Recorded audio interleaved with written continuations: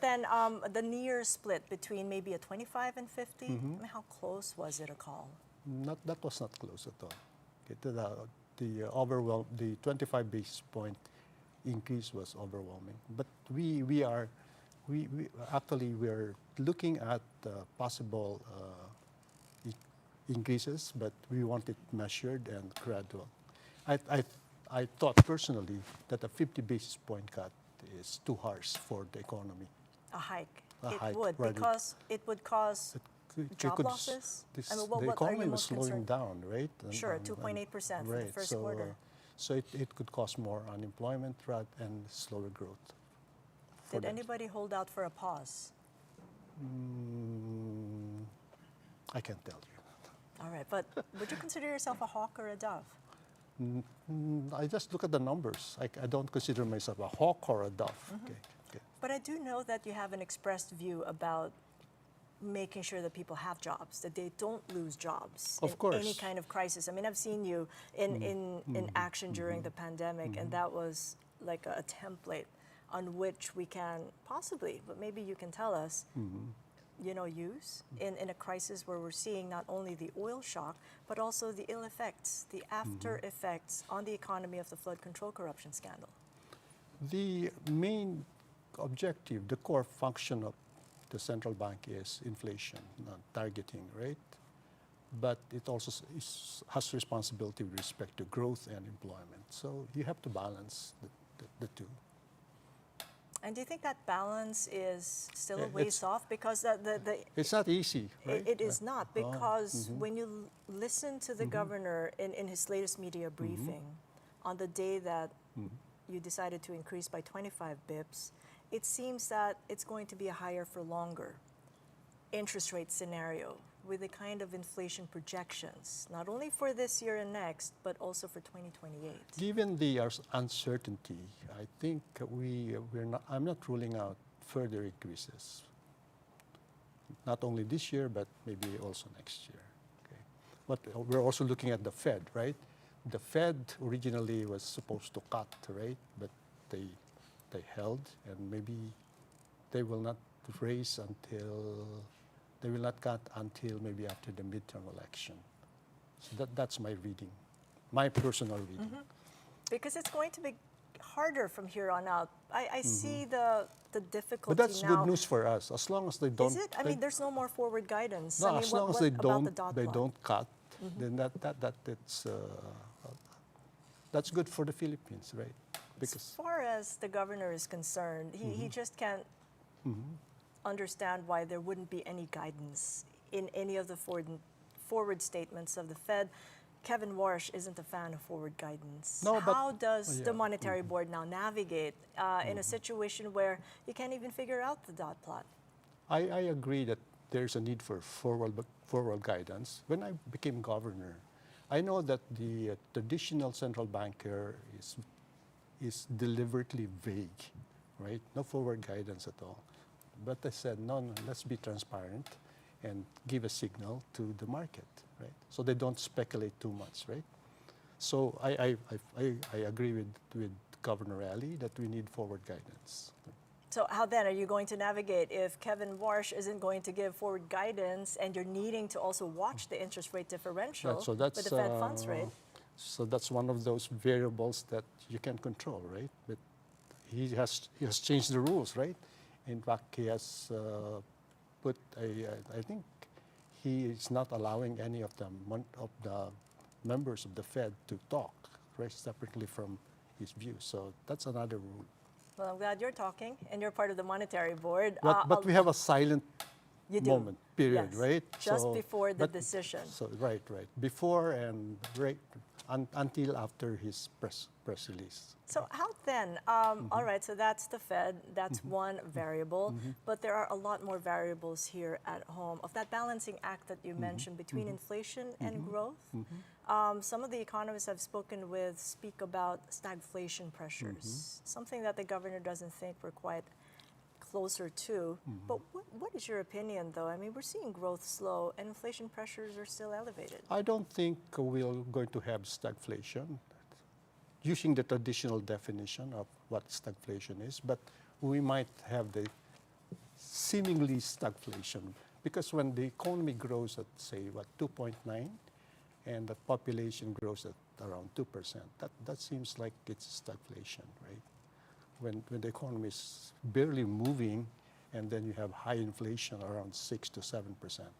To me, it's like stagflation, but it's not consistent with the textbook definition of stagflation. Yeah. So how are you then going to defend your position at the Monetary Board saying it's seemingly stagflation? We gotta go slow on those Then rate you have to hikes. go slow, gradual, right? Moderated. So that's the baby steps that the governor Baby was speaking steps. about. So Correct, it's correct. at least 25 basis So points. that's why a 50 basis points, 50 bips during the last policy meeting is, to me, out of the question. It's too harsh. So down the line then, I mean, you've got four monetary So we have policy 4 meetings policy meetings between throughout the now rest of the and year. December. Can we expect 25 bips for each of those 4 meetings? I cannot tell you. We have to look at the data and the response of other central banks in the world. What exactly in the data would you be monitoring? With GDP, price, employment, and of course, manufacturing indices, all sorts of data. how much of an interest is the employment figures for you? Not so unemployment, but underemployment, because we've seen that go up to a near 3-year high. Correct. The very first statistic that we got since after the Middle East conflict escalated. Are you concerned that job quality might diminish further? And in what way would you defend and also present your view to the Monetary Board that we have to be concerned about this? You know, I'm for a developing country like the Philippines with a large labor force. Unemployment is very important. The statistics. In fact, the usual data gathering is that we have quarterly unemployment data, and at some point I said we need a monthly unemployment data, and we did. So we now have monthly unemployment data. That's very important. So we look at the headline unemployment, and of course what you mentioned, underemployment, unemployment among the youth. We look at all this data when we present to the Monetary Board. Looking at the broader picture, I've had R.C. Balisacan, the DepDev Secretary, join us on this same program at the start of this week. And he did say that he's still hopeful for a second half rebound, but then he's also projecting slower growth. According to the DBCC stats that might come out anytime soon, could be between 3.5% to 4.5%. Let's just listen into what he had to say. From the fiscal point of view, we are seeing improvements there in the second half. So what the underspending, for example, in the first quarter and even in the second quarter will be reflected as spending, robust spending in the second half. We hope to achieve at least in 2026 3.5 to 4.5 with all these changes, and you see the underspending alone contributed to almost like a 1 percentage point. Our growth in the first quarter growth would have been 3.8 instead of 2.8% if spending did move as we expected. The big if, isn't it? There's just so much conditionalities there. What do you think needs to change in how we spend and execute to make sure that we don't end up missing government targets again? I'm a bit more optimistic than RC. I see growth this year at around 4 to 5%, and maybe 4.5 to 5.5 next year. I think infrastructure will continue to lag behind. We've seen the decline in government construction in the first quarter, and I think I've seen the April numbers. It's also worse than the previous month. So it's hard to restart the infrastructure spending. And then we have this rainy season. So I think government construction will pick up first quarter of next year. And I understand the 2027 budget will have less infrastructure budget than before. Okay, so I think it's not only government spending; it's the quality of government spending. If you're thinking of the long run, I think we really have to continue with a build program. And so I think the 5% to GDP ratio for infrastructure should not be is not negotiable. That should be the minimum. And I understand that they will have around 4% only for next year. To me, that's bad. Okay.